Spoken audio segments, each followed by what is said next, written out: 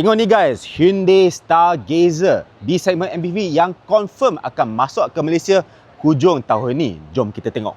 Kereta ni akan bersaing dengan Toyota Veloz dan Mitsubishi Xpander. Panjang dia 4.6 meter, dia lagi panjang daripada Pro 2 Alza. Pandang satu kali je memang ketaralah kereta ni design untuk Indonesia. Badan dia tinggi dan narrow, rim dia kecil dan garisan badannya criss-cross seluruh tempat, memang nampak agak pelik ah. Kat depan LED full width DRL dia jadi huruf H seperti Santa Fe dan sama kat belakang. Bumper kereta ni hitam, nampak macam base spec, tapi yang ni sebenarnya mid spec dan full spec pun sama juga.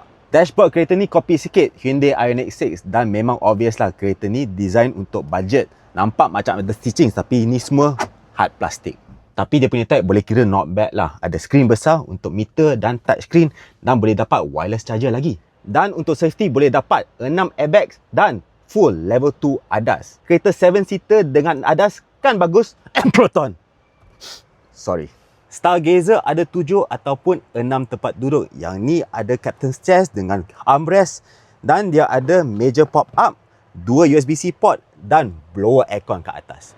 Kat Indonesia ada Stargazer Cartons X, iaitu versi yang lebih rugged, tapi kat Thailand tak adalah. Kereta ni menggunakan enjin 1.5 NA 115 kuasa kuda dan CVT. Harga di Thailand adalah antara RM95,000 hingga RM110,000. Tapi bila masuk Malaysia mesti harga naik.